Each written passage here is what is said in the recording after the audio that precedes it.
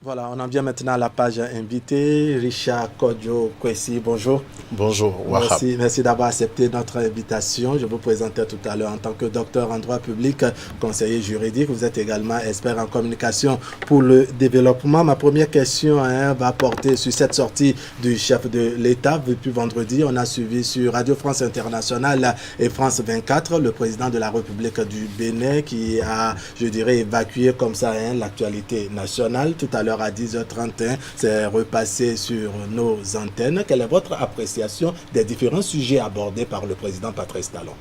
Merci infiniment, cher Wahab, de m'avoir invité. C'est un honneur d'être sur le plateau de Canal 3, la meilleure chaîne de télévision au Bénin. Nous en sommes honorés. Et pour les liens que nous avons eu par le passé, vous et moi, c'est vraiment un honneur d'être. Ça fait plaisir. Je rappelle à mes téléspectateurs que vous avez été mon professeur de français en classe de première. Ça, c'était juste une parenthèse. Merci Wahab de dire à tout le monde que je suis un vieillard qui se balade sur les plateaux.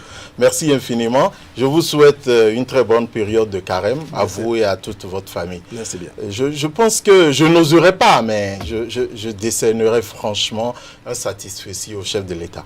Je voudrais dire, à suivre le chef de l'État, on se rend compte qu'on est en face d'un homme de conviction. Et que tout ce qui se fait, il n'y a rien qui se fasse au hasard, il n'y a pas d'improvisation. Tout est planifié, tout est programmé, et il y a une direction et où l'on va. C'est ça que j'ai noté au cours de cette émission. Et je voudrais dire toute ma fierté d'être béninois en écoutant le chef de l'État.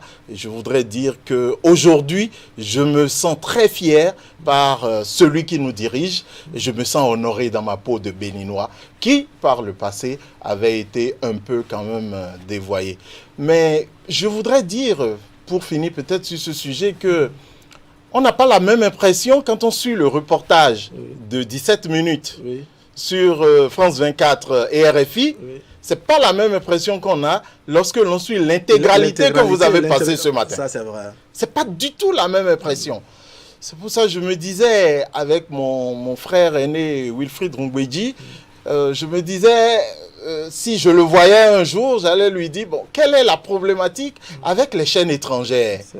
Parce qu'après, j'ai eu comme l'impression que vos confrères français ont, dans le montage, sorti ce qui les intéressait. Non, peut-être qu'ils étaient frappés par les questions de temps, parce que vous voyez, entre 17 minutes et 52, pour ne pas dire une minute poussière, il y a une grande différence. Wahab, j'ai été journaliste dans une vie pas très lointaine. Si vous avez une émission de 15 minutes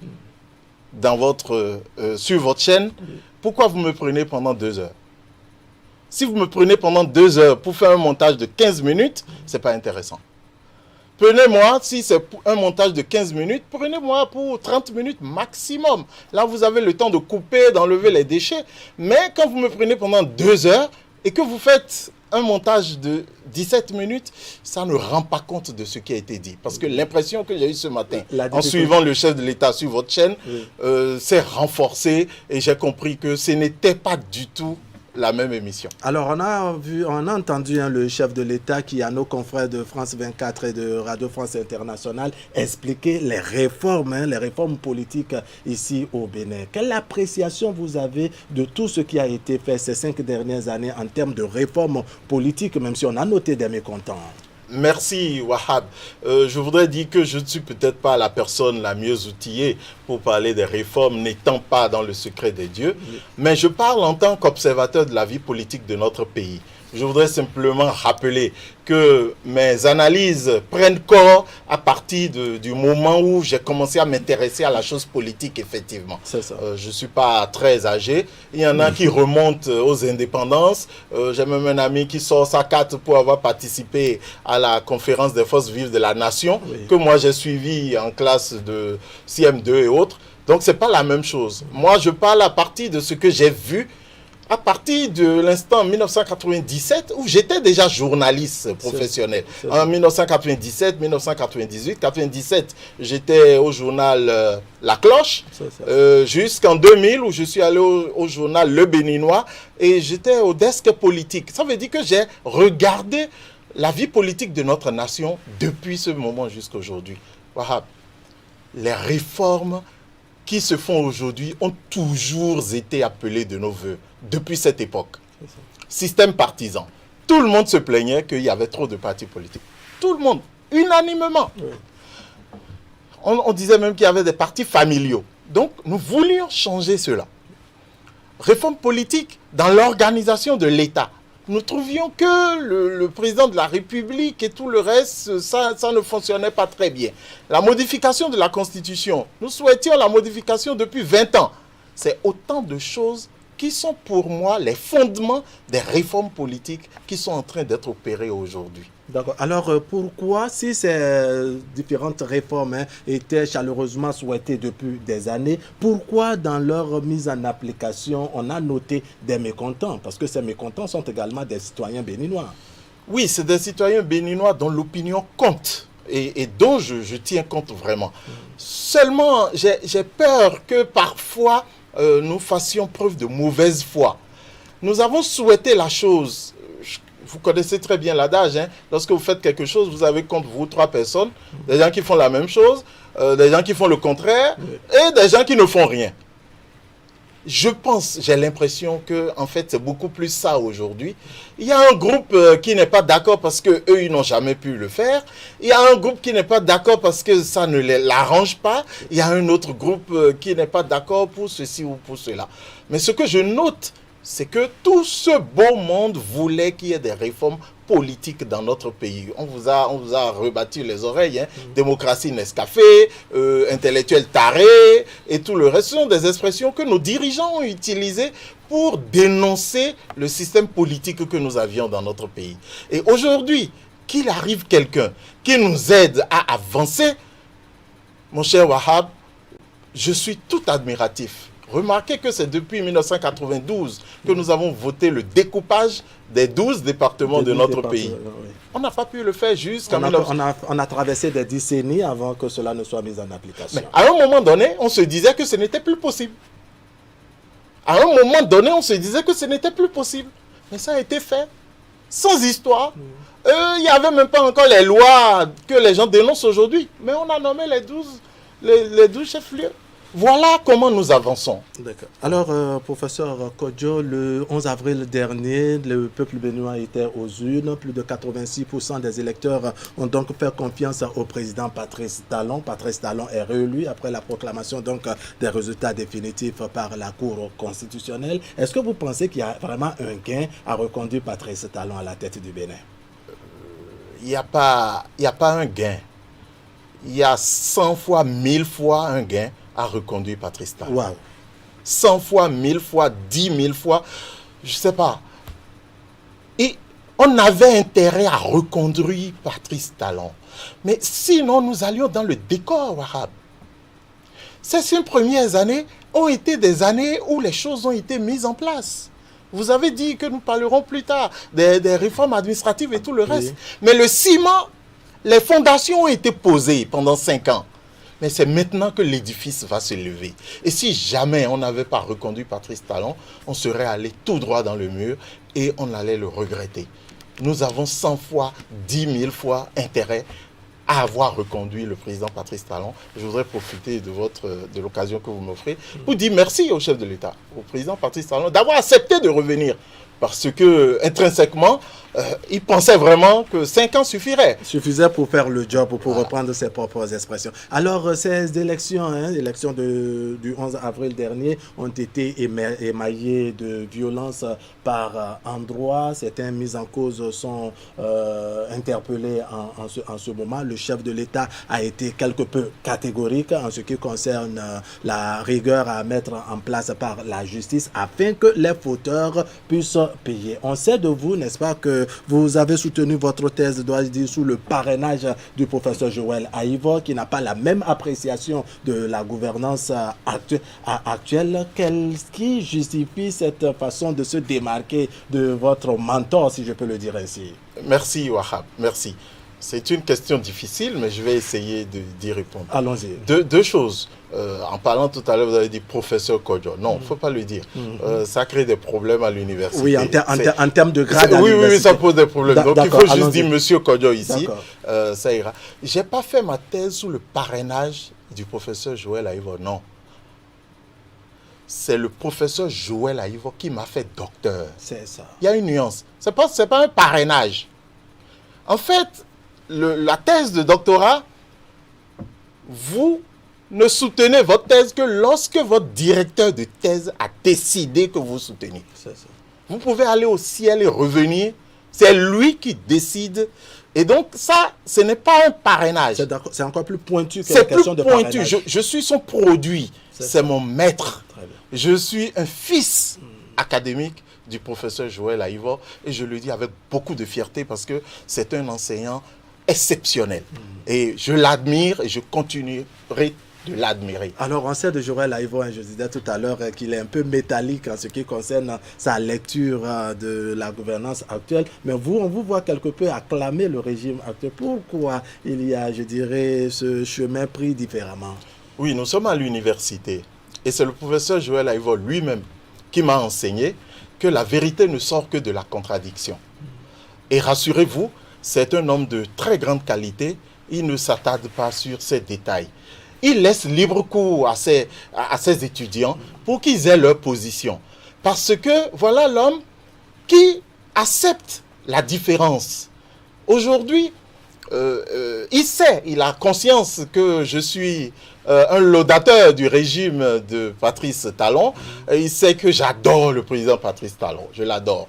Le professeur Aïvo le sait, mais le professeur Aïvo a quelques réserves par rapport au gouvernement. Je ne dirais pas que le professeur Aïvo ait des problèmes intrinsèquement avec le président Talon. Sauf que la situation dans laquelle il se retrouve aujourd'hui, c'est une situation qui me rend malheureux. Je suis l'homme le plus malheureux de la Terre. Parce que je soutiens un régime qui ne permet pas à mon maître de circuler librement. Je suis complètement malheureux aujourd'hui. Ça n'a rien à voir avec nos relations académiques. Je sais que le professeur, il est au-delà de ça. Et je sais qu'il a une force d'âme terrible. Et je prie pour que tout ce qu'on met sur son compte se révèle être faux. Parce que nous sommes encore à l'étape des enquêtes. Oui. Il est encore présumé innocent. Oui. Et je prie tous les dieux, tout ce que j'ai comme famille, nous prions tous les jours pour que tout cela se révèle être faux. Parce que sinon, nous avons besoin du professeur Aïvo dans les amphithéâtres. C'est un enseignant hors pair. Alors, le professeur Joël Aïvo est cité parmi les troubles annoncés. Il est d'ailleurs interpellé, comme je l'ai annoncé. Le chef de l'État sur RFI et sur France 24 est également resté ferme quant à l'avenir et au sort lié aux mises en cause. Si les preuves apportées après enquête s'avéraient, quelle est votre appréciation sur cette fermeté, cette position du chef de l'État sur cette question de sécurité nationale? Ce n'est pas seulement sur cette question que le chef de l'État est ferme. Voilà l'une des raisons pour lesquelles j'admire cet homme. Mais il est ferme en tout. Alors, au début de son quinquennat, nous avons fait première fête du 1er août, parce qu'à l'époque, j'étais encore administratif à la présidence de la République, et nous sommes allés à la fête du 1er août. Mais vous sentez un décalage. Ce n'est plus le ouïa-ouïa. Les choses sont faites avec précision, avec honnêteté et fermeté. Regardez comment le chef de l'État est ferme sur les entrepreneurs, les gens qui nous construisent les routes. Wahab, vous avez vu l'épaisseur des goudrons qu'on nous fait aujourd'hui? Mais c'est terrible, l'épaisseur qu'on nous donne. Pour moi, c'est seulement à Accra que je voyais cette épaisseur de voies bitumées. Et je ne savais pas que ça pouvait rester. Que le régime actuel mise beaucoup plus sur la qualité. Sur la qualité, et le chef de l'État est ferme. Il est ferme en tout. Et, excusez-moi, sans fermeté, vous ne pouvez rien faire de bon dans la vie. D'accord. Alors, on va aborder maintenant les réformes administratives. Elles sont nombreuses, en tout cas ces 5 dernières années sous ce régime. Laquelle de ces réformes vous paraît beaucoup plus pointue et qui aurait marqué l'histoire, si on peut le dire ainsi? C'est la célérité de l'administration. Maintenant, j'ai peut-être quelques réserves sur le moyen par lequel on le fait. ce moyen, le tout à l'agence. Le tout à l'agence. C'est-à-dire? Le tout à l'agence. On a créé des agences partout et des agences qui ont vidé des départements ministériels de leurs attributions. Mais ça a permis à l'administration d'avancer. C'est une manière de dématérialiser. Oui, la dématérialisation vient. Et de décentraliser. Oui, de de rendre plus efficace. De rendre plus efficace. Regardez par exemple le projet asphaltage. Si on l'avait laissé, le projet asphaltage, je salue d'ailleurs le ministre José Tonato pour le ministre du cadre de vie. Le merveilleux travail qu'il fait. Si on avait laissé ce projet par exemple dans les mains d'une administration ordinaire, je ne suis pas sûr qu'on soit arrivé à ce résultat. Il a fallu créer une agence, il a fallu modifier la façon de faire pour qu'on aille vite et que le pays bouge. Et on en avait besoin pour bouger. Mais le chef de l'État l'a dit quand il a donné son interview à la presse dans sa résidence. Il a dit qu'il a compris qu'il y a des choses qu'il va améliorer. Oui. Je pense qu'il y a beaucoup de choses à améliorer. Oui. Ce n'est pas encore coulé dans du marbre. Il y a beaucoup de choses à améliorer, mais on est passé à une vitesse supérieure, ce qui est formidable. Alors, quels sont les chantiers sur lesquels vous attendez le chef de l'État, lui-même qui a reconnu que peut-être la gestion ces 5 dernières années a été quelque peu corsée, il faudrait peut-être revoir les choses. Certes, il n'a pas parlé de relâcher, mais il a bel et bien dit, n'est-ce pas, qu'il verra sa manière de gouverner le Bénin. Dans cette manière de voir les choses s'améliorer à travers la gestion du chef de l'État, quels sont les chantiers sur lesquels vous l'attendez? Je pense que cette déclaration du chef de l'État est pour moi, je peux me tromper, une déclaration très politique. Je sens un homme qui a pris la mesure de tout le poids politique dont on a besoin pour être efficace. Parce que c'est un homme qui, pendant 5 ans, a travaillé essentiellement avec des technocrates, mais il s'est rendu compte qu'il y a une dimension politique qu'il faut prendre en compte. Je pense que c'est de ça qu'il parle. Mais sinon, pour le reste, pour moi, il n'y a rien à relâcher. On ne relâche pas. On ne change pas une équipe qui gagne. D'accord. Alors, on va parler maintenant de la LEPI. Bien de nos élections, ces 10 dernières années ont été faites par la LEPI. Cette LEPI qui, 10 ans après, donc, arrive à expiration, je crois, en 2021. Quels sont les acquis de cet outil qui nous a accompagnés dans nos différentes élections, Monsieur Richard Kodjo? Merci beaucoup, Wahab. Quand vous me parlez de l'EPI, je frémis. Je frémis pourquoi? Parce que le président Patrice Talon vient d'organiser la 2e élection sans les partenaires techniques et financiers. C'est ça. Élection entièrement financée par le Bénin lui-même. Je voudrais saluer ici le ministre Romia Douadaï. Ministre de l'économie et des finances. Excusez-moi, c'est un homme exceptionnel. En termes de mobilisation de ressources, c'est un homme exceptionnel. Et je pense que et il a à ses côtés des cadres très performants. Je pense par exemple à Arsène Dansou, le DG de la Caisse autonome d'amortissement. Mais ils ont révolutionné la manière dont nous traitons avec les partenaires. Et les partenaires aujourd'hui nous donnent de l'argent et nous sommes devenus crédibles. C'est sous l'inspiration du chef de l'État, mais je pense que ces techniciens, le ministre Wadaï, le DG Dansou, franchement, je profite de votre micro pour dire c'est des hommes exceptionnels. Mais la LEPI, nous l'avons pratiquée pendant 10 ans. La LEPI expire. C'est la loi qui a prévu que la LEPI expire. Oui. Et aujourd'hui, le Code d'état civil a prévu un autre mécanisme. Alors, cette LEPI, je voudrais dire que c'est pour la première fois que je vois un COS LEPI finir son mandat et qu'on ne dise pas que les gens n'ont pas été payés. Rappelez-vous, à chaque fois les COS LEPI finissaient, mais il y avait toujours des mouvements de grève. On n'a pas été payé ici, on n'a pas été payé. Aujourd'hui, ça a été formidable. Peut-être que ce dernier COS LEPI a peut-être pu tirer leçon des précédentes équipes pour améliorer les choses aussi. Oui, mais je voudrais saluer le management d'un homme, le président du COS LEPI, l'honorable Gilbert Bangana. Oui. Il est un homme très, très cordial et très coopératif. Je pense que c'est sous son leadership que cela a été fait. Évidemment, avec les honorables membres de toute l'équipe du COS LEPI. L'honorable Tchaou et tous les autres. Donc, je les salue.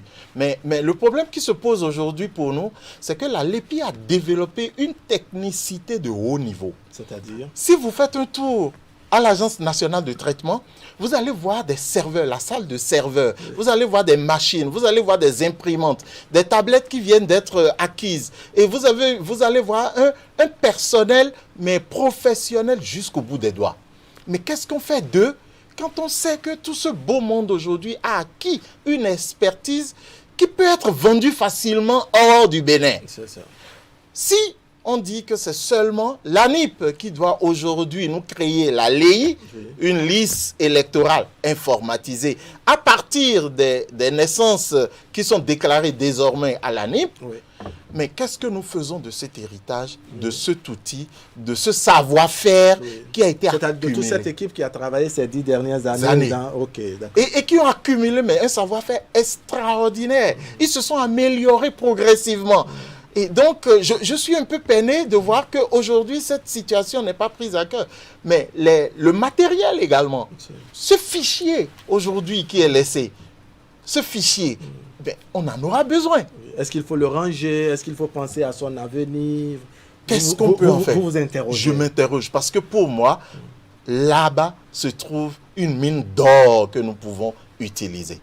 C'est vrai que c'est un fichier qui a été alourdi par les personnes décédées. C'est d'ailleurs pour ça, et c'est ça aussi ce que nous avons fait sous le président Talon depuis 5 ans, la qualité des lois qui sont votées. Remarquez que depuis peu sur les réseaux sociaux, on a dit il faut aller prendre attestation de grossesse et tout. Oui. Mais en même temps, on a dit que lorsque vous n'avez pas déclaré la personne décédée et que vous l'enterrez, vous êtes passible. D'accord? Oui. Pourquoi? Simplement parce qu'il faut que vous ayez déclaré la personne décédée pour que le fichier soit à jour. Oui, pour que le fichier soit réaménagé de manière à ce qu'on puisse extraire, n'est-ce pas, les personnes décédées. Ce qu'on n'avait pas pu faire pour la LEPI pendant 10 ans. Mais voilà la loi qui a réglé ça au niveau de la LEI qui est en cours de constitution. Mais la LEI va être réalisée, va atteindre la maturité de la LEPI à quel moment? Voilà les interrogations que j'ai aujourd'hui. Avec tout ce que la loi prévoit, est-ce que vous sentez le Béninois vraiment discipliné pour respecter les choses à la lettre en ce qui concerne la déclaration des décès avant d'enterrer un défunt, les questions de déclaration de naissance et autres? Sentez-vous les Béninois, je dirais, disciplinés pour respecter les choses? Moi, je pense que les Béninois sont disciplinés. Il suffit juste de leur montrer qu'il faut être discipliné. Est-ce que vous pensez qu'on pouvait dégager les gens des abords des voies pendant 15 ans ou 20 ans que vous et moi, on se connaît et on traverse Cotonou? Oui. Est-ce qu'on savait que c'était possible avant 2016? Ça, c'est une grosse interrogation. Ça a été possible après. Oui. Ça veut dire quoi? Il suffit de montrer aux Béninois la voie à suivre. Moi, je pense que nous avons un peuple formidable. Les Béninois vont suivre. Il n'y a pas de problème. Alors, le temps passe vite, hein, Dr Kodjo, votre mot de conclusion. Mais merci, je suis très heureux d'avoir été invité ici. Et je voudrais remercier le chef de l'État pour toutes les réformes qui ont été mises en place. Et je m'en voudrais de ne pas rappeler l'initiative que nous, les cadres du Grand Mono, nous avons eue sous l'inspiration de Maké Agbanté, Rofik Badago et Crespin Guidi. Oui. Mais nous avons fait un fundraising pour soutenir les coordinations communales de campagne du duo Talon Talata. Nous nous sommes cotisés de l'argent pour aller au niveau de chaque commune du Grand Mono, il y en a 12, pour aider ces comités à fonctionner. Voilà comment on change de mentalité. Rappelez-vous, aux États-Unis, pour Eli Obama et autres, on voit de vieilles dames qui viennent donner $20 et autres. Voilà Vous comment avez en quelque sorte copié notre pays est en train de changer et devient beau. Je voudrais remercier le chef de l'État, remercier tous les ministres et remercier la presse pour tout ce qui se fait. Avançons pour que notre pays rayonne, se révèle et rayonne sur le monde. Merci. Votre message n'est certainement pas tombé dans les oreilles de sourds. Docteur Jacques-Richard Kodjo, merci d'être venu sur le plateau du grand format. Je rappelle, vous êtes docteur en droit public. Vous êtes également conseiller juridique, je crois, au ministère de la Justice. Oui, quand on dit ça comme ça, il y a confusion. Oui. Mais conseiller juridique, conseiller juridique, on s'arrête à ce niveau. Expert en communication pour le développement. Avec vous, donc, on a revisité l'actualité nationale, l'évolution donc de l'environnement politique au Bénin. Je vais vous accompagner avec la revue de presse hebdomadaire signée aujourd'hui Narcisse Alossé.